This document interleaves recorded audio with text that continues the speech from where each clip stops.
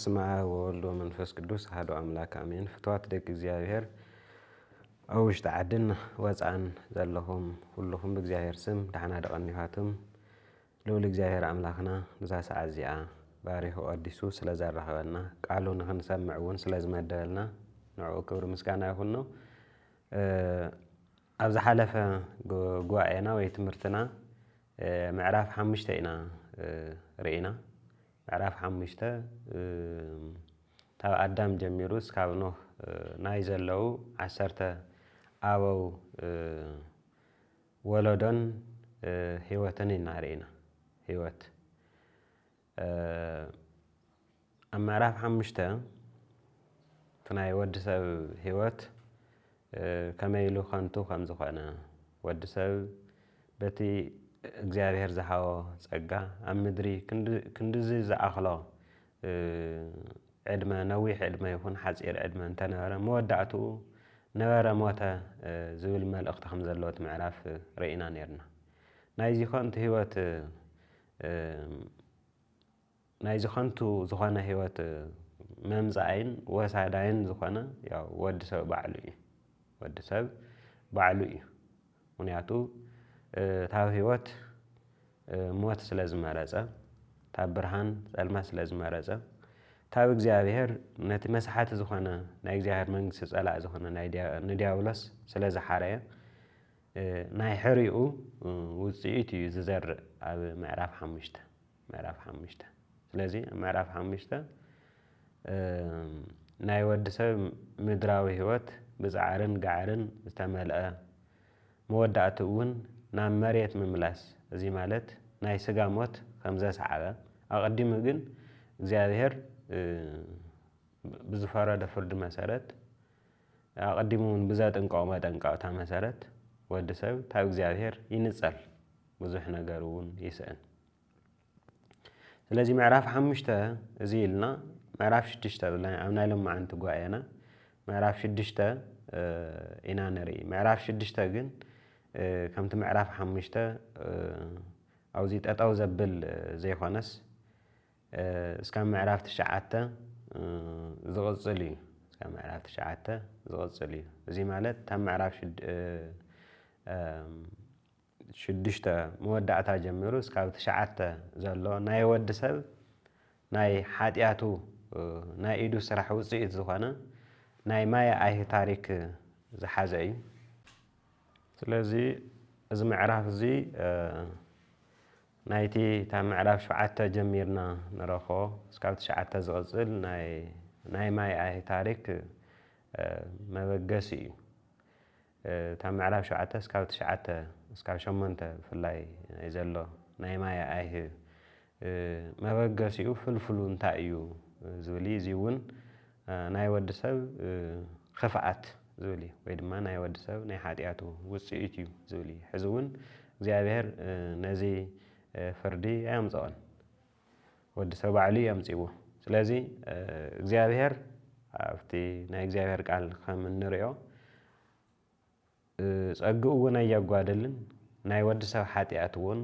ከይቐፅዐ ዝሓለፈሉ ግዜ ከምዘየለ ኢና ንርኢ። ስለዚ ምዕራፍ 6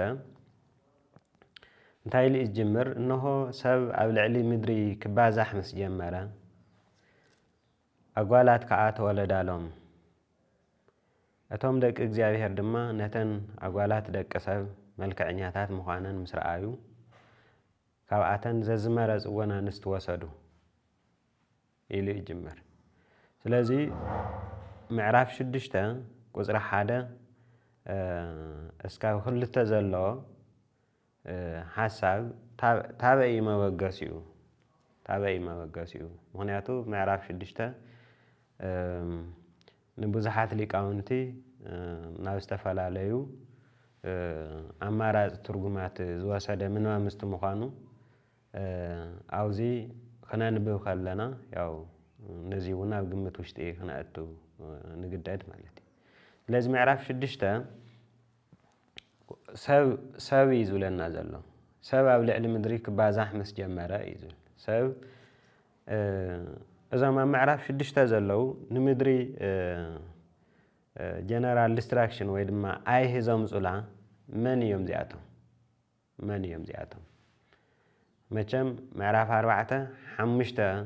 ዘይረኸውናዮ ሰብ ሕዛውዚ ሓድሽ ታሪክ ኣይኮነን ጽሕፈልና ዘሎ ሙሴ ናይቲ ዝቐጸለ ምዕራፍ 4 ዘሎ ብፍላይ ድማ ምዕራፍ 4 ናይ ቃኤልን ወለዱኡን ኢና ንርኢ ኣብ ምዕራፍ 4 ታብ 25 ጀሚሩ ቁፅሪ 25 ቁፅሪ 26 ታብኡ እስካብ ምዕራፍ 5 ክልተ ወለዶታት ከም ዝረኣና ይዝከር እዚኣቶም እውን እቲ ናይ መጀመርያ ወለዶ ዘርእታ ሰበይቲ ዝነበረ ነገር ግን ናብ ናይ ሰይጣን ዘርእነት ዝተቐየረ ናይ ቃኤል ወለዶን ወለዱኡን እዩ ናይ ቃኤል ቀፂሉ ቃኤል ንኣቤል ምስ ቀተሎ ኣብ ክንዲ ኣቤል ዝተተክአ ሴት ኢና ንረክብ ናይ ሴት ዘርኢ ሴት እውን ብሄኖስ ኣቢሉ ኣብዛ እግዚኣብሔር ዘይፅውዐላ ተረገመት ምድሪ ናይ እግዚኣብሔር ሽም ምፅዋዕ ዝጀመረ ኣካይዱ ምስ እግዚኣብሔር ምግባር ዝጀመረ ወለዶ ኢና ንርኢ ስለዚ እዚ ወለዶ እዚ ኣብ ምዕራፍ 5 ከም ናይ ተስፋ ዘርኢ እንታይ ዓይነት ፍርዲ ከም ዝተቐበለ እንታይ ዓይነት ተስፋ ከም ዝተቐበለ ናይቲ ተስፋ ወራሲ መቐጸሊ ከም ዝኾነ ወለዶ እዩ ተገሊጹ ንረኽቦ ምዕራፍ 5 ማለት ስለዚ ታብ ምዕራፍ 4 ታብ ቁፅሪ 17 እስካብ 24 ዘሎ ናይ ቃኤል ወለዶ ኢና ንርኢ ቀፂልና ታብ ቁፅሪ 25 26 ናይ ምዕራፍ 4 ማለትና ኢና እስካብ 5 ዘሎ እንደገና እቲ ካልኣይ ወለዶ እዚ ማለት ዘርእታ ሰበይትን ዘርእቲ ሰይጣንን ወይ ድማ ብናይ ዮሃንስ ወንጌላዊ ኣገላልፃ ዘርኢ ደቂ እግዚኣብሔርን ደቂ ሰይጣንን እቶም ደቂ እግዚኣብሔር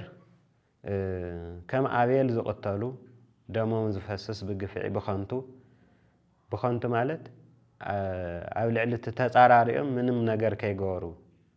ከምቲ ጎይታና መድሓኒና ኢየሱስ ክርስቶስ ብኸንቱ ጸልኡ ንዝበሎ ብኸንቱ ዝጽልኡ ብኸምኡ ዋጋ ዝኸፍሉ ናይ ቃኤል ዘርኢ ናይ ኣቤል ዘርኢ እዚኣቶም ደቂ እግዚኣብሔር ይበሃሉ ወይ ድማ ዘርእታ ሰበይቲ ብኣንጻሩ እንደገና ዘርእቲ ሰይጣን ዝበሃሉ ወይ ድማ ውሉድ ሰይጣን ዝበሃሉ እንደገና ደቂ ቃኤል እዮም ደም ብምፍሳስ ብዘይ ምንም ምኽንያት ደም ብምፍሳስ ብዘይ ምንም ምኽንያት ብምጽላእ ዝፍለጡ እዮም ስለዚኦም ክልቲኦም ወለዶ ኣብቲ ናይ መጀመርያ እታ ዝተረገመት ምድሪ ከመይ ዓይነት ጎኒ ከመይ ዓይነት ህይወት ይነብሩ ከም ዝነበሩ እዩ ዘመላኽት ኣብ ምዕራፍ 6 ብዘግርም ኩነታት እቶም ደቂ እግዚኣብሔር ዝበሃሉ ምስቶም ደቂ ሰባት ዝበሃሉ ኣብዚ ያው ዘርኢ ቃኤልን ደቂ ሰባት ዘርኢ ቃኤል እዮም ደቂ እግዚኣብሔር ዝበሃል እንደገና ደቂ ሴት ወይ ድማ ናይ ሄኖስ ዘርኢ እዮም ደቂ ሴት ስለዚ ኣብዚ ብሓፈሻ ግን ኣብዚ ነቢይ ሙሴ ነግረና ሰብ እዩ ዝብል ዘሎ እዚኣቶም ሰባት እዮም ኣብታ ምድሪ ዝነብሩ ሰባት ሓፈሻዊ እዩ ዘውግዐና ዘሎ ስለዚ እቶም ተስፋ ዝተዋህቦም ብጸጋ እግዚኣብሔር ብዙሕ ነገር ተገበረሎም ሰባት ምስቶም ኣንጻር እግዚኣብሔር ጠጠው ዝበሉ ደቂ ሰባት ወይ ድማ ዘርእቲ ሰይጣን ተሓዋዊሶም እዚ ትምትሕውዋስ እዚ ኣጓላት ተወለዳሎም እቶም ደቂ እግዚኣብሔር ድማ ነተን ኣጓላት ደቂ ሰብ መልክዕኛታት ምዃነን ምስ ረኣዩ ካብኣተን ዝመረፅወን ኣንስቲ ወሰዱ እዩ ዝብል ሕዛው እዚ ሰባት ምውሳዎም ምውዝሖም ምውላዶም ምዝማዶም ኣብዚ ይኹነን የለን ኣብዚ ነገር ግን እዚኣቶም ክልተ ወለዶታት ዘርኢ ሰይጣንን ወይ ድማ ውሉድ ሰይጣንን ውሉድ እግዚኣብሔርን ናይ ኣካይዳ ምትሕውዋስ ኢና ንሪኦ እዚ ናይ ኣካይዳ ምትሕውዋስ ምክንያቱ ሄኖክ ምስ እግዚኣብሔር ኣካይዱ ምስ እግዚኣብሔር ስለ ዝገበረ ድማ ወሰዶ ኢና ተባሂሉ ተነጊሩና ኣብዚ እቶም ደቂ እግዚኣብሔር ኣካይዶኦም ታፍቲ ምስቲ እግዚኣብሔር ዝነበሮም ኣካይዳ ተበጊሶም ወይ ድማ ንኡ ሓዲጎም ምስቶም ኣካይዶኦም ምስ ሰይጣን ዝገበሩ ተሓዋወሱ እዩ ዝብለና። ስለዚ ከተሓዋወሱ ዘይግብኦም ዘርኢ ሰይጣንን ደቂ እግዚኣብሔርን ኣብዚ ተሓዋዊሶም ሓድሽ ወለዶ ይፈጥሩ። ብጣዕሚ ሓደገኛ ዝኾነ ሓድሽ ወለዶ ንምድሪ ዘጥፍእ ንእግዚኣብሔር ዝረስዕ ንምድሪ ብርኽሰቱ ብሓጢኣቱ ዕልቕልቕ ኣቢሉ ዝመልእ ሓድሽ ወለዶ ይፍጠር። እዚ ናይ ኖህ ወለዶ ይበሃል። ናይ ኖህ ወለዶ ኣብ ምዕራፍ 5 መወዳእታ ኖህ 500 ዓመት ዝገበረ ንሴም ካብ ንያፌት ወለደ እዩ ዝብለና። እዚ ወለዶ እዚ ናይ ኖህ ወለዶ እዩ ዝበሃል። ንምድሪ ሓፈሻዊ ጥፍኣት ዘምፀአ ናይ እግዚኣብሔር ቁጣዓ ዝቐስቀሰ ክፉእ ወለዶ ወይ ድማ ክፉእ ዓለም እዩ ዝፍጠር ማለት እዩ። ስለዚ እቶም ደቂ እግዚኣብሔር ምስቶም ደቂ ሰባት ተሓዋዊሶም ሓድሽ ወለዶ ፈጢሮም ንእግዚኣብሔር የቁጥዕዎ። እግዚኣብሔር እንደገና ክፍኣት ወዲ ሰብ ስኽ ኢለ ይርኢ ኣብታ ዝፈጠራ ምድሪ ወዲ ሰብ ከም ድላዩ ክዕንድር ኣይፈቅድ። ምክንያቱ እግዚኣብሔር ኩሉ ኣብ ሰማይና ምድርን ዘሎ ዝፈጠሮ ብምሉእ ንኽብሩን ጥራሕ እዩ። ስለዚ ኣብዛ ምድሪ እዚኣ ዋላ ተረገመት ምድሪ ትኹን ብሰንክና ኣብዛ ምድሪ እዚኣ ዝግበር ማንኛውም ነገር እግዚኣብሔር ይቆፃፀሮ እዩ። ስለዚ ኣብዚ እዋን እዚ ናይ ዝነበረ ናይ ክልቲኦም ደቂ እግዚኣብሔርን ደቂ ሰይጣንን ተባሃሉ ምትሕውዋሶም ዝፈጠሮ ወለዶ ትኽፍኣቱ እግዚኣብሔር ርእዩ ይፈርድ ማለት እዩ። ርእዩ ይፈርድ። ኣብዚ እዋን እዚ ደቂ እግዚኣብሔር ካብ ዝተባሃሉ ኖህን ወለድኡ እዮም። ኖህን ወለድኡ እዚ ማለት ካብ ኣዳም ጀሚርና ክንቆፅር ከለና መበል 10 ወለዶ እዩ ዝኸውን። ምዕራፍ 4 ካብ ቁፅሪ 17 እስካብ 24 ናይ ዘሎ ናይ ደቂ ቃየል እውን ኣብዚ እዋን እዚ ምስ ወለዶ እዚ ተሓዋዊሶም እዮም ንዓለም ኣጥፊኦም ንብል ዘለና። ስለዚ እግዚኣብሔር ነዛ ከምዚ ዝበለት በቲ ሓድሽ ዓመፀኛ ወለዶ ክፍኣት ዝመልአት ምድሪ ኣብ ላዕሊ ኮይኑ ይርአ እዩ ዝብለና። እግዚአብሔር ከዓ ሰብ ስጋ እዩ እሞ መንፈሰይ ንሓዋሩ ኣብኡ ይነብርን ዕድሚኡ ድማ 120 ዓመት ይኹን በለ። ስለዚ ኣብዚ ስለ ዕድመ ወዲ ሰብ ኣይኮንና ንናገር ዘለና። ዕድመ ናይ ሕድሕድ ወዲ ሰብ እዚ ማለት ናይ ኣዳም ዕድመ እንደዚ ይኾነ ናይ ኖህ ዕድመ እንደዚ ይኾነ ዝብል ዘይኾነስ ኣብቲ ሽዑ እዋን ናይ ዝነበረ ክፉእ ወለዶ ኣብ ምድሪ ዝህልዎ ፃንሒት እዩ ዝውስን 120 ዓመት። እዚ ማለት ተዘይተመሊሱ ድሕሪ 20 ዓመት ጥራሕ ዘይኾነስ ቅድሚኡ እግዚኣብሔር ከጥፍኦ ከም ዝወሰነ ከም ዝፈረደ የመላኽት። ብትኽክል እውን እግዚአብሔር ክንድዙይ ዝኣክል ሓጢኣት ኣፍታ ምድሪ ክንድዙይ ዝኣክል ርኽሰት ኣፍታ ምድሪ መሊኡ እናሃለዎ ክንድዙይ ዝኣክል ግዜ መሃቡ ሕዚ እውን ተፀጋ እግዚአብሔር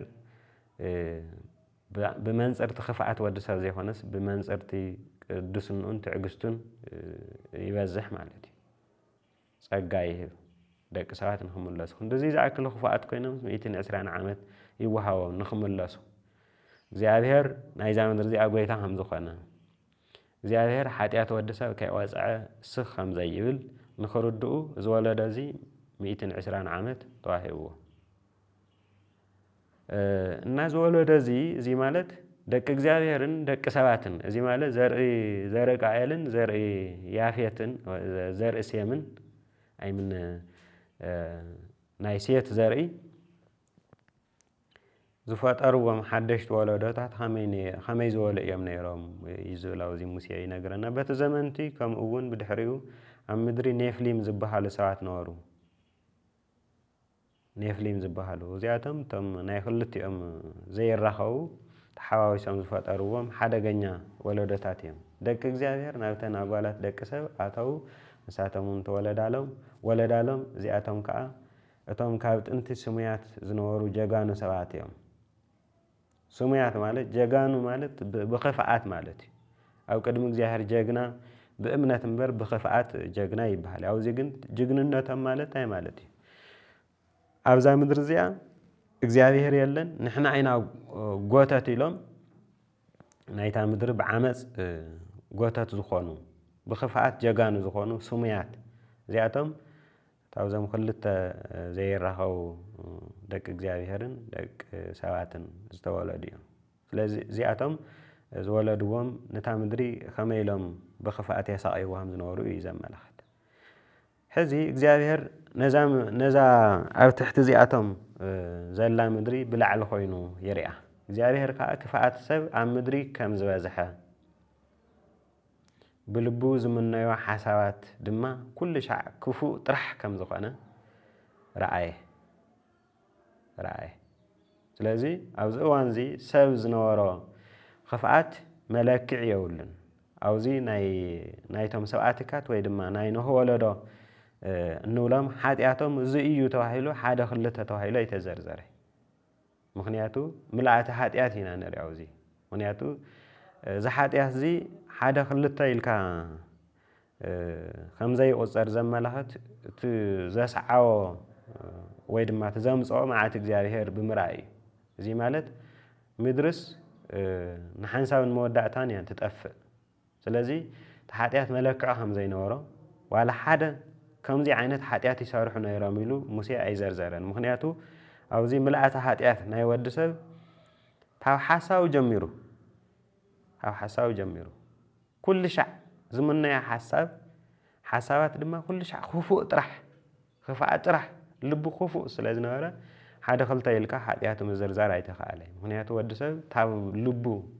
ፀገሙ እውን ታብ ውድቀት እውን ክንሪኦ ከለና ኣብ ልቡ እዩ ወዲ ሰብ ልቡ ስለተበከለ ምስ እግዚአብሔር ተፈላለዩ ምስ ሰይጣን ድማ ተስማዕሚዑ እግዚአብሔር እንደገና ነዚ ብልቡ ክፉእ ዝኾነ ወዲ ሰብ ከይቐፅዐ ስኽ ስለ ዘይብል ኣፍታ ባዕሉ ንክብሩ ዝፈጠረ ምድሪ ስለ ዘሎ ይርኢ ረአየ እዩ ዝብለና ረአየ ብላዕሊ ኮይኑ ረአየ እግዚአብሔር ከዓ ንሰብ ኣብ ምድሪ ብምፍጣሩ ተናሰሐ ብልቡ እውን ሓዘነ ምሕዛን ማለት እንታይ ማለት እዩ እግዚአብሔር እቲ መልእኽቲ እዚ ንደቂ ሰባት ስለተፃሓፈ እግዚአብሔርን እቲ ወዲ ሰብ ኣብቲ ሽዑ እዋን ይሰርሖ ዝነበረ ሓጢኣት እግዚአብሔር ከመይ ኢሉ ከም ዝፅየፎ ወይ ድማ እንታይ ዓይነት ርክብ ከም ዝነበሮ እዩ ዘመላኽት ስለዚ እግዚአብሔር ንኽፍኣት ወዲ ሰብ ብኸመይ ዓይነት ይሪኦ ከም ዝነበረ ከም ዝፅየፎ ተናሰሐ ማለት ኣብዚ ናይ ሰብ ቋንቋ እዩ ስለዚ ተቐፂሉ ዝገብሮ ነገር ዘመላኽት እዩ ሓዘነ ተናሰሐ ሓዘነ እዚ ንእግዚአብሔር ኣሕዚንናዮ በዲልናዮ ኢለ ናይ ሰብ ቋንቋ እዩ እዚ ስለዚ እግዚአብሔር ንወዲ ሰብ ብምፍጣሩ ዝተናሰሐ ብልቡ እውን ሓዘነ ሕዝቲ መልእኽቲ ንወዲ ሰብ እዩ እግዚአብሔር ንወዲ ሰብ ብምፍጣሩ ንክብሩ ብምፍጣሩ ኣይናሳሐይ ነገር ግን ወዲ ሰብ እዚ ቋንቋ እዚ ተነጊርዎ እውን እግዚአብሔር እንታይ ከም ዝኾነ ብሓጢኣትና እንታይ ከም ዝስምዖ እውን ስለ ዘይርድኦ ናይ ሰብ ቋንቋ ኢና ንሰምዖ እዚ እግዚአብሔር ተናሰሐ ሓዘነን እግዚአብሔር ኣይምጥነ እዚ ቋንቋ እዚ ነገር ግን ወዲ ሰብ ግን በዚ ደረጃ እዚ ስለ ዝወደቐ እዚ ተባሂሉ እውን እግዚአብሔር ብኣኻቱም ተናሲሑ ብኣኻቱም ሓዚኑ ተባሂሉ እውን እቲ መልእኽቲ ስለ ዘይርድኦ እግዚአብሔር ናፍቲ ንሕና ዝወደቕናዮ ደረጃ ወሪዱ ይናገር ማለት እዩ ወሪዱ ይናገር ኣብ ምዕራፍ 3 ርኢናዮ ኢና እግዚአብሔር በቲ ዝወደቕናዮ ልክዕ ኣዳም ኣበይ ኣለኻ ኣበይ ከም ዝተሓብአ ጠፊኡዎ ዘይኮነስ እግዚአብሔር ኣበይ ኣለኻ ኢሉ ተዘይተዛሪቡ ኣዳም በኣንጻር ቅድስና እግዚአብሔር ተተለኪዑ ምስ እግዚአብሔር ዘራኽብ ነገር ዋላ ሓንቲ ከም ዘይብሉ ደረጃ የብሉን ስለዚ እዚ መልእኽቲ እዚ እውን ንወዲ ሰብ ነቲ ዝወደቐ ወዲ ሰብ ታብ ሓሳቡ ጀሚሩ ዝወደቐ ወዲ ሰብ ታብ ልቡ ጀሚሩ ዝወደቐ ወዲ ሰብ እዚ ቋንቋ እዚ ይምጥን ስለ ዝኾነ እዩ ንእግዚአብሔር ግን ኣይምጥናን ምክንያቱ ናይ እግዚአብሔር ቃል ብናይ ሰብ ቋንቋ እምበር ብመለኮታዊ ቋንቋ ዝተፃሓፈ ኣይኮነን ንሃና ቋንቋ ይጥቀም እዚህ همزي له ተጻሒፉ እንኳን ወድ ሰብ አይተረዳን እስከ ሕዚ አይተረዳና ስለዚህ እግዚአብሔር ነቲ ዝፈጠርክዎ ሰብ ካብ ሰብ ክሳዕ እንስሳ ክሳዕ ለመም ዝብል ክሳዕ ኣዕዋፍ ሰማይ ካብ ገጽ ምድሪ ከጥፍኦም እየ ስለዚህ ፈጠርክዎ ተናሲሐ እየ እሞ በለ እዩ ዝብል እዚ ምዕራፍ 1 ርኢና ኢና እግዚአብሔር ነቲ ዝፈጠሮ ካብ ሰብ እስካብ እንስሳ ኣብ 6 መዓልቲ ፈጢሩ ከመይ ሰናይ ከም ዝነበረ ርኢና ኢና ኣብዚ ግን خفوء يخون ንምንታይ خفوء ይኸውን ብሓጢያት ብሰንኪ ሓጢያት ወድሰብ ናህና ምፍጣር መወዳእታ ንፍጥረት ብምሉእ ሰናይ ገይርዎ ነይሩ ወድሰብ መወዳእታ ምስተፈጠረ ወሬ እግዚአብሔር ኩሎ ዘገብረ ከመ ጥቀሰና እዩ ዝብል ኣብዚ ግን ንሕና ስለ ዝበደልና ናይቲ ፍጥረት ዘውዲ ዝኾንና ንሕና ስለ ዝበደልና ነቲ ፍጥረት ብምሉእ ኣሕሚቕና እዩ بخبرنا نهالنا نتفترات بملؤ زود خوينا نيرنا مسودقنا عندنا حسرات كوينا ايو سلازي እግዚአብሔር ነታ ምድሪ ከጽሪያ አደልዩ ነቲ በኸፋአት ወድሰብ ዝመልአት ምድሪ ከጽሪያ አደልዩ ነገር ግን ናይ እግዚአብሔር ዕላማ ሕዝውን ንምድሪ መልእኻ መጥፋእ ዘይኾነስ ሓጢያት ወድሰብ እንታይ ከም ዘስዕብ ወድሰብ ክመሃር ስለ ዘለዎ ሕዝውን ኣብ ልዕሊ ክፍኣት ወድሰብ ዘየናስሕ ናይ ፍርድ ኢዱ يعرف ሕዝውን ተቐጽሉ ዝመጽእ ፍርድ እግዚአብሔር ናይ ስራሕና ውጽኢት ዳንበር ናይ እግዚአብሔር ቁጣዓ ውጽኢት ይኾነ እግዚአብሔር ናይ ምሕረት አምላኽ ናይ ትዕግስት አምላኽ ምዃኑ ኣብዚውን ንምልከት ኣለና ኣብቲ ክፍኣት ዝመልአ ዓለም ነቲ ክፍኣት ዝመልአ ዓለም እግዚአብሔር ክንደይ ናይ ምሕረት ኢዱ ከም ዘርግሐን ክንደይ ግዜ ከም ዘርግሐ 120 ዓመት ከም ዘርግሐ ንርኢ ኣለና ኖህ ግና ኣብ ቅድሚ እግዚአብሔር ሞገስ ረኸበ ብጣዕሚ ዝገርም ኣፍቲ ብብዙሓቱን ብኽፉኣቱን ንዓለም ዘዕለቕላቓ ማሕበረሰብ ወይ ዓለም ሓደ ሰብ ጥራሕ እዩ ዝረክብ እዚ ማለት ዓለም ሙሉእ ብምሉእስ አንጻር እግዚአብሔር ደው ይሉ ማለት እዩ ንምድሪ ብኽፍኣት መሊእዋ ማለት እዩ ስለዚህ ሓደ ሰብ እዩ ዝረክብ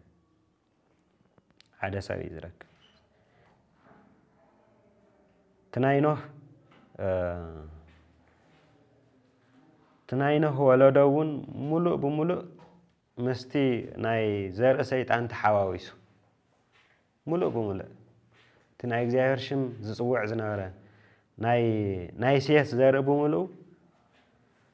አንጻር እግዚአብሔር ጠጠው ኢሉ ሓድሽ ናይ ክፍኣት ሓይሉ ኮይኑ ኣብ ቅድሚ እግዚአብሔር ጠጠው ኢሉ ስለዚ ታፍቲ ናይ እግዚአብሔር ወይ ድማ ታፍቶም ደቂ እግዚአብሔር ዝበሃሉ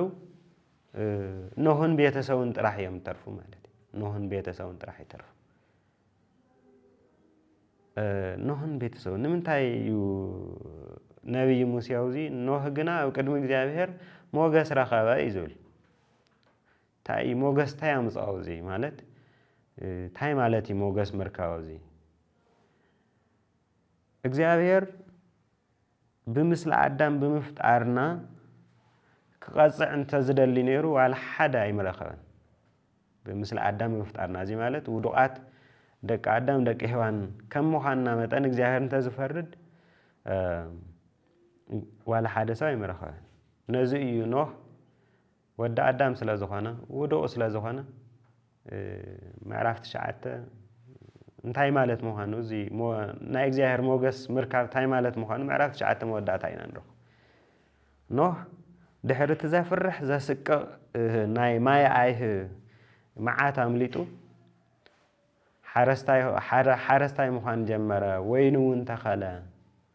ብድሕሪኡ ሰኺሩ ተዋረደ እዩ ዝብለና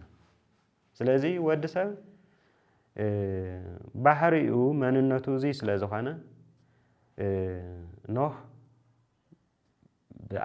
ብወዲ አዳምነቱ ሓጢአተኛ ውዱቕ ስለ ዝኾነ ሞገስ ይረክብ ሞገስ ረኺቡ ታፍቱ ዝቕጽል ዘፍርሕ ንምሕሳቡ ንምንባቡን ዘፍርሕ መዓት እግዚአብሔር የምልጥ ስለዚ እግዚአብሔር ብላዕሊ ኮይኑ ንምድርን ኣብኣ ዘሎ ወዲ ሰብን ክርኢ ከሎ ተበላሽያ ነታ ምድሪ ተበላሽያ ይርያ እግዚአብሔር ድማ ሰናይ ስለ ዝኾነ ዝተበላሸወ ነገር ኣይመርሕን ምድሪ መጀመርያ ሰማይን ምድርን ወይ ድማ ምድሪ ክንሪኣ ከለና ታብ ዘይምህላው ናብ ምህላው ክትመጽእ ከላ መልክዕን ቅርጽን ኣይነበራን እዩ ዝብለና እና እግዚአብሔር መልክዕን ቅርጽን ብምትሓዝ ሰናይ እዩ ዝገብራ ነታ ምድሪ ኣብዚ እውን ወዲ ሰብ ስለ ዘበላሸዋ ነታ ምድሪ ሰናይ ይገብራ እንታይ ማለት ነቲ ኸፍኣት ያውግዶ ነቱ ኸፍኣት ወዲ ሰብን ወዲ ሰብ ዝፈጠሮ ኸፍኣትን ነቲ ክፉእ ወዲ ሰብ እውን ፅርግርግ ኣቢሉ ነታ ምድሪ ሰናይ ይገብራ ሕዚ እውን ናይ እግዚአብሔር ዕላማ ሰማይን ምድርን ብፍላይ ድማ መልክዑ ዝሓዘ ወዲ ሰብ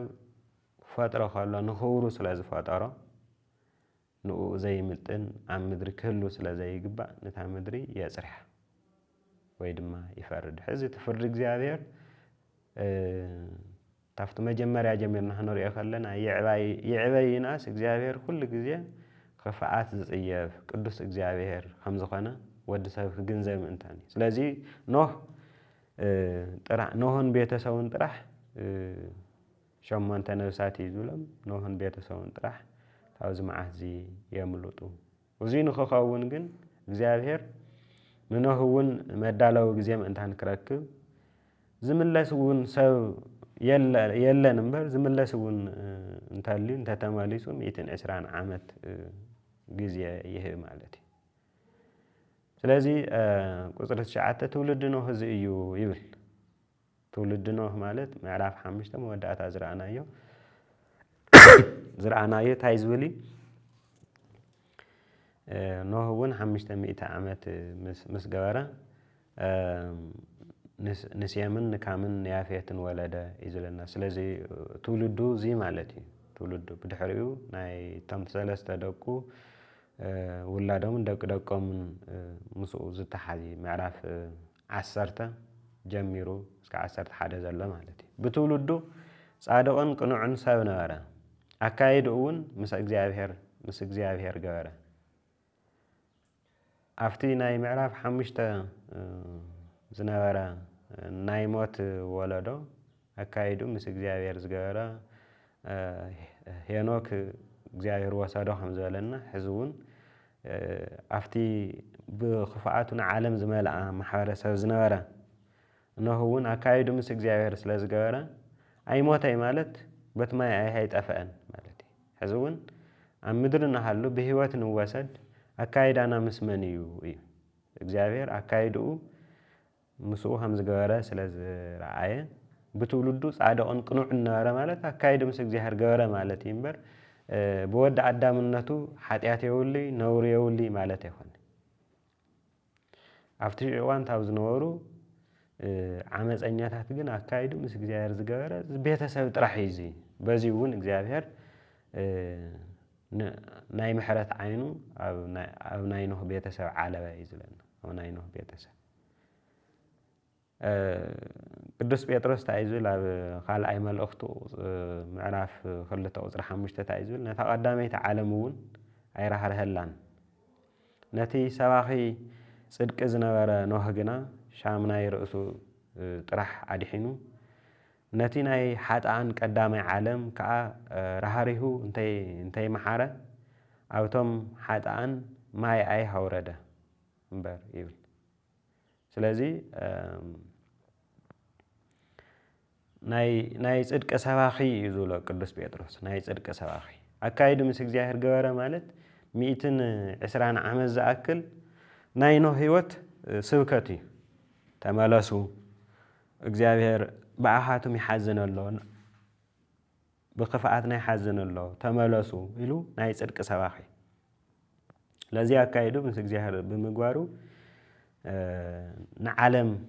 ብጽድቁ ኾነና እዩ ዝብል ንዓለም ብጽድቁ ኾነና ወለድኡ ክዛረብ ከሎ ሴም ካም ያፌት ዝበሃሉ 3 ኣወዳት ወለደ ምስቲ ናይ ምዕራፍ 5 ዘሎ ፎርሙላ እዩ ዝተሓዝ ወለደ ምድሪ ኣብ ቅድሚ እግዚአብሔር ብሓጢኣት ተበላሽያ ነበረት ምድሪ ከዓ ብዓመፅ መሊኣ ነበረት ሕዚ ብሓጢኣት بعمز تامل حليفو ساعات كات يسرحوا من ورا حتياتها زيام يوم أيبلن مهنياتو حتيات زمنجو تاب لبسابيو أو زي ما يعرف شدش تذكرك عزول زلوا سب بلبو زحاسو حسات بملو خوفو اطرحنا ورا يزول سلازي أينا يقدفك أينا يختزرزر حتيات سلازي حتيات قدس باولوس ون همز نغرنا حق قدم ممصو صدقنا حتيات سيف الله ينير ملأت حتيات طرحي حق مسمصات كن نت حتيات نت صدقي لا فلايت يبلنا سلازي ازم دق እግዚአብሔርን ደቅ ሰባትን ዝወለድዎም ሓደሽቲ ወለደታት በሓጢያቶም በዓመጾም ንምድሪ መሊኦም ዋኖሩ ይለና ስለዚ እግዚአብሔር بعين قدسو بلعل خوينو نتا مدر خريعه كله تبلاشيا نبرت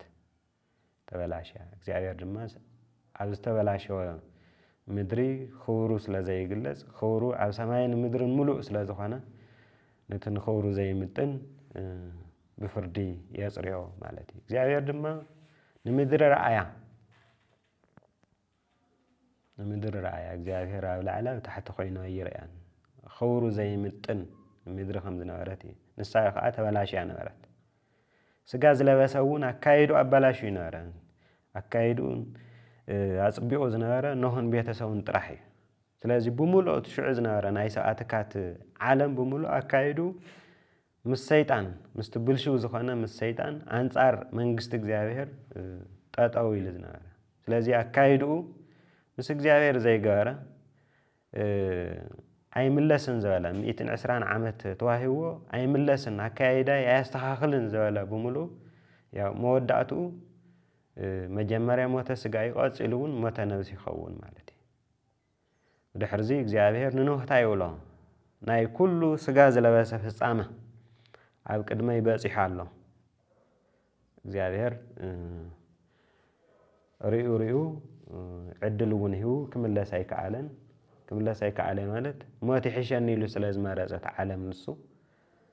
እግዚአብሔር እንደገና ለዕል خفعات ወደሰብ ፈራዳይ ናኾነ ኢና ንሪኦ ዝበለጸ ፍጻመ ዝለበሰ ፍጻመ ኣብ ቅድመይ በጽሕ ኣሎ ብሰንኮም ድማ ምድሪ ዓመጻ መሊኣ ኣላ እሞ እነሆ ኣነ ንኣቶም ምስ ምድሪ ከጥፍኦም እየ كاتفهم يحزي እግዚአብሔር حاساو بنو هابيلي إن عالم ملأخت السدد بنو هابيلو لذي نسحاقنا بعنصيت غفر مركب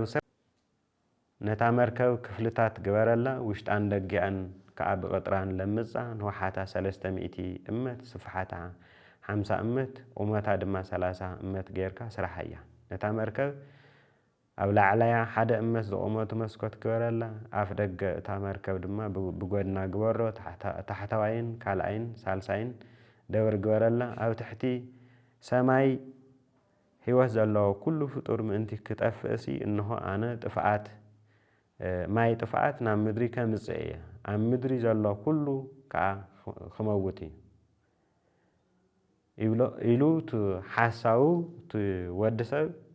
120 عامت توهيو خمزة ملس مسرعية እግዚአብሔር تفردي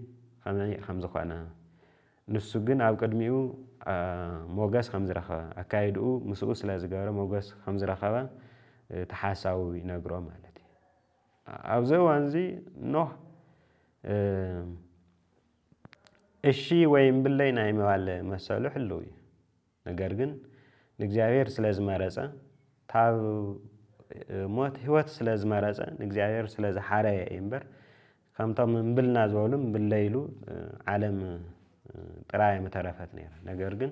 ኖህ በሞገስ እግዚአብሔር በጸጋ እግዚአብሔር ይድሕን ማለት እዩ ስለዚ ነገር ግን እግዚአብሔር ሕዝቡን ኪዳን ምሳኻ ግና ኪዳነይ ከقوم እየ ኪዳን እግዚአብሔር ናይ ኪዳን አምላኽ እዩ ናይ መጀመርያ ምስ አዳም ዝኣተወ ኪዳን ስለተጣሓሰ እዩ ከቢድ ዝኾነ ፍርዲ ዝመጻ ሕዝውን ድሕሪ ማይ ኣይ እግዚአብሔር ምስታ ምድርን ኣብ ውሽጣ ዘሎ ወዲ ሰብን ዝቕፅል ብኪዳን እዩ እዚ ናይ ኖህ ኪዳን ይበሃል እስካብ ሕዚ ተቐየረ ናይ ኖህ ኪዳን እንታይ ማለት እዩ ድሕሪ ማይ ሕዚ እውን እቲ ዝነበረ ናይ ምድሪ ስርዓት ከም ዝቕፅል ምስ ኖህን ምስ ደቁን ምስ ደቅኖም ምስ ዓለምን ምስ ፍጥረትን ዝኣተወ ኪዳን እዩ ስለዚ ንስኻ ደቅኻን ሰበይትኻን ኣንስቲ ደቅኻን ሒዝካ ናብ መርከብ ከተኣቱ ኢኻ ምሳኻ ብሂወት ምእንቲ ክነብሩ ካብ ኩሉ ሂወት ዘለዎ ፍጡር ካብ ኩሉ ዓይነት ክክልተ ናብ መርከብ ኣእቱ ተባዕታይን ኣንስታይን ይኹኑ ምሳኻ ብሂወት ምእንቲ ክነብሩ ካብ ኣዕዋፍ በብዓይነቶም ካብ እንስሳ በብዓይነቶም ካብ ምድሪ ካብ ዝንቀሳቐሱ በብዓይነቶም ጌርካ ካብ ኩሉ ዝኾነ ዓሌትካ ክልተ ምሳኻ ናብ መርከብ ይእተዉ ካብ ዝብላዕ ኩሉ ዓይነት ብልዕ ድማ ንኣኻን ንኣእተዎም ቀለብ ክኸውን ኣእቲኻ ኣብታ መርከብ ኣክቦ በሎ ኖህ ድማ ከምቲ እግዚኣብሔር ዝኣዘዞ ገበረ እዩ ዝብለና ስለዚ እዚ መልእኽቲ እዚ ንኖህ እዩ ዝወሃቦ ኖህ እውን ኣብቲ ዝተዋህቦ ናይ 120 ዓመት ግዜ ንባዕሉ ምስጢር ገይሩ ሒዝዎ ዘይኮነስ ከምቲ ቅዱስ ጴጥሮስ ዝበለና እዚ ሓሳብ እዚ ነቶም ሰብኣትካት እናሰበኸ ሰባኺ ጽድቂ ናይቲ እግዚኣብሔር ሓቂ ዘይተርፍ ፍርዲ እግዚኣብሔር ናቱ ሰባኺ ኮይኑ ተገለጸ እዩ ዝብለና ስለዚ እግዚኣብሔር ሕዚ እውን ናይ ኪዳን ኣምላኽ እዩ ምስቲ ዝወደቐ ወዲ ሰብ ብኪዳን እዩ ሕዚ እውን ሓዲስ ኪዳን እዩ ዘለና እግዚኣብሔር ኪዳናዊ እዩ ኩሉ ግዜ ብኪዳን እንተዘይኮይኑ ብሃበ ተረኸ ንእግዚኣብሔር ንቐርቦ ኣይኮንናን ብፍላይ ድማ ውድቀትና ተሓዊስዎ ናብ እግዚኣብሔር ዘቐርብ ዋላ ሓደ ነገር የብልናን ባዕሉ ግን ኣብ ሰናይ ፈቓዱ ተመስሪቱ ብኪዳን እዩ ምሳና ዝራኸብ ስለዚ ኣብቲ ዘፍርሕ ርክሰት ወዲ ሰብ ዝነበረ ዓለም እውን እግዚኣብሔር ብኪዳን ምስ ኖህ ይራኸብ እቲ ኪዳን ግን ያው ኖህ ታግበራ ዝተባሃለ ነገር ይገብር ቀፂሉ እውን እዚ መልእኽቲ እዚ ነቲ ይስማዕ ሓሳቡ ግን ይናገር ነቲ ንጥፍኣት ተዳለወ ባዕሉ ንርእሱ ጥፍኣት ዘዳለወ ወዲ ሰብ 120 ዓመት ዝኣክል እናሰበኸ ይነብር እግረ መንገዱ እውን እግዚአብሔር ጎወረ ዝበሎ ናይ መርከብ ናይ ምስራሕ ከይዲ ይሰርሕ ማለት እዩ ከምቲ እግዚአብሔር ግበር ዝበሎ ይገብር ስለዚ ምዕራፍ 6 ክፍኣት ወዲ ሰብ ተዝወደቐ ወዲ ሰብ ክፍኣቱ ቀነሰ ዶ ታው ክፍኣት ናብ ጥዕና ተመለሰ ዶ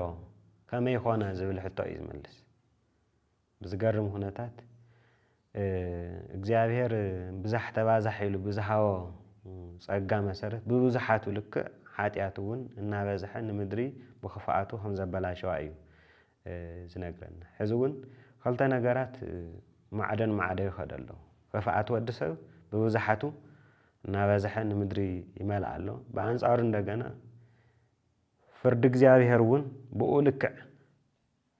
ፍርዲ እግዚአብሔር እውን በቲ ሓጢኣት ወዲ ሰብ ልክዕ ይኸይድ ንርኢ ብዝገርም ኩነታት ሕዚ እውን ተዘይተቐየረ ናይ እግዚአብሔር ናይ ምሕረት ከይዲ እውን ይቕፅል ከምቲ ቅዱስ ኤፍሬም ኣብ ናይ ሰኒ ውዳሴ ማርያም ሃበ ሃለወት ብዝህቲ ሓጢኣት በህየ ተበዝህ ጸጋ እግዚአብሔር ዝበሎ ወዲ ሰብ ሓጢኣት ክንዲ ዝከኣሎ ሓይሊ ኣቦ ሓጢኣት ሰሪሑ ንምድሪ ኣበላሽዋ እዩ እግዚአብሔር እውን ፈሪዱ እዩ ግን ታብቲ ፍርዱት ምሕረቱ እዩ ዝበዝሕ ኣብቲ ፍርዱት ምሕረቱ እዩ ዝበዝሕ ብሓቂ ንፍረድ ተተባሂሉስ 120 ዓመት ዘይኮነ ዝግበአና ነይሩስ ሓደ መዓልቲ እውን ኣይግበአና እግዚአብሔር ግን ናይ ምሕረት ኢዱ ዘርጊሑ ኩሉ ግዜ ከምዚ እዩ ኣይቕየር እዩ ምሕረቱ ናይ ምሕረት ኢዱ ኣይቕየር ባህሪኡ ስለ ዝኾነ እግዚአብሔር መሓሪ እዩ ቅዱስ ጳውሎስ እውን ሰብን እግዚአብሔርን እንታይ ዓይነት ርክብ ከም ዝነበሮም ኣብቲ ናይ ዘመን መወዳእታ ክርስቶስ ኣብ ዝመፀሉ ሰዓት እንታይ ኢሉ እዩ ዝገልጽ ወሰብኡን ዘፀሩ ንሕነ ለእግዚአብሔር ተሰሓለና ብሞተ ወልዱ ንሕናስ ናይ እግዚአብሔር ጸላእት እናሃለና እንታይ ማለት እዩ ሓጢኣተኛታት እናሃለና ብናይ ወዱ ሞት ብኸምኡ መሓረና ይቕረበለና ማለት እዩ እንታይ ማለት እዩ እዚ እንዛሃጣን ንሕና ክርስቶስ ሞተ በእንቲአን ኃጢአተኛታት እናሃለና ክርስቶስ ንአና ሞይቱ እዩ እሞ ምክንያቱ ኃጢአተኝነት አንጻር እግዚአብሔር እዩ ኃጢአተኝነት ዓሱ ያው ሞት እዩ ዓሱ ጥፍአት እዩ ዓሱ ኸንትነት እዩ ነገር ግን እግዚአብሔር ነዚ ኸንትነት እዚ ብናህና ጻዕሪ ዘይኮነስ ከቢድ ዝኾነ ናይ ወዲ ሞት ኣሕሊፉ ብምሃብ እዩ መልሰና ስለዚ ምስ ወደቕና ኣብዚ ምድሪ እዚ ዝነበረና ናይ መጀመርያ እቶም ናይ መጀመርያ ወለድና ደቆምን ደቆምን ከመይ ዓይነት ናይ መርገምን ናይ ፍርድን ህይወት ከም ዘሕለፉ እዚ እውን ናይ ወዲ ሰብ ናይ ኢዱ ስራሕ ከም ዝኾነ እዩ ዘመላኽት ነገር ግን እግዚአብሔር ሕዚ እውን ብጸጉኡ ነቲ ምንም ነገር ናብ ጥቓ ምሕረት እግዚአብሔር ክቐርብ ዘይግብኦ ናይ ሰብኣትካት ዓለም 120 ዓመት ብምሃብ ዕድል ይህቦ ኣይተመለሰን ብድሕሪኡ ይፈርድ ሕዚ እውን ብጸጉኡን መጎስ ስለ ዝሃቦ ኣካይዱ እውን ንሱ ክንዲ ዝዓቕሙ ኣካይዱ ምስኡ ስለ ዝገበረ ንኖህ እውን ቃል ኪዳን ኣትዩ ንዓለም ከም እንደገና ነታ ጥራይ ዝተረፈት ዓለም ምሕረት ይገብረላ እታ ጥራይ ዝተረፈት ፀሬት ሕዚ እውን እግዚአብሔር ድልየቱ ኣፍታ ዝፈጠራ ምድሪ ንኽብሩ ዝምጥን መልክዑን ምስሉን ዘንጸባርቕ ናቱ መንግስቲ ወኪል ዝኾነ ኣብዛ ምድሪ እዚ ክገልጽ ይደሊ እዛ ምድሪ እዚኣ ንዓና ይሂወና ነገር ግን ንዓና ክበና ከሎ ግን ንዕኡ ክነኽብሮ እስካብ ንኽእል እዩ ስለዚ ብምሕረቱ ሕዚ እውን ነታ ምድሪ ንኖህ ብመጎስ ኸሊሉ ነታ ምድሪ ከም ብሓድሽ የትርፋ ግን ብዘሕዝን መንገዲ ካብ ምዕራፍ 7 ጀሚሩ እስካብ 9 መጀመርያ ከባቢ ዘስካሕክሕ ወይ ድማ ከቢድ ዝኾነ ናይ ማይ ኣይህ ታሪክ ኢና ንርኢ ማለት እዚ እውን ኃጢአትና ክንደየናይ ታብ እግዚአብሔር ከም ዝፈልየና ክንደየናይ ኸንቱ ከም ዝገብረና ክንደየናይ ታብ ምንባርና ዘይ ምህላው ከም ዘጥፈአና ዘመላኽት እዩ ነገር ግን እግዚአብሔር ክብሪ ምስጋና ይኹን እሞ ነቲ ታፍቲ ዝሞተ ንሞት ዝተዳለወ ሕዚ እውን ኣካይዱ ምስኡ ስለ ዝገበረ ንሓደ ቤተሰብ ብምትራፍ ይኸው ሕዚ ነዚ ታሪክ እዚ ንምትራኽ በቂዕና ኣለና ናይ እግዚአብሔር ዕላማ ሕዚ እውን ንጹር እዩ ንወዲ ሰብ ብኸምዚ ዓይነት ፍርዲ ምቕፃዕ ዘይኮነስ ቅዱስንኡ እዩ ዘመላኽት ሕዚ እውን ነቲ ብምስሊ ኣዳም ዝተፈጠረ ኃጢአተኛ ሞት ዝግብኦ ወዲ ሰብ ነዚ ሞትን ዕዳን ንክኸፍል ወዱ ልኢኹ ኃጢአተኛታት እናሃለና ጸላእት እናሃለና ሕዚ እውን ታፍቲ ዝመጽእ ናይ እግዚአብሔር ናይ ዘለዓለም ፍርዲ ስለ ዘትርፈና ንዕኡ ክብሪ ምስጋና ይኹን ወስብሐት ለእግዚአብሔር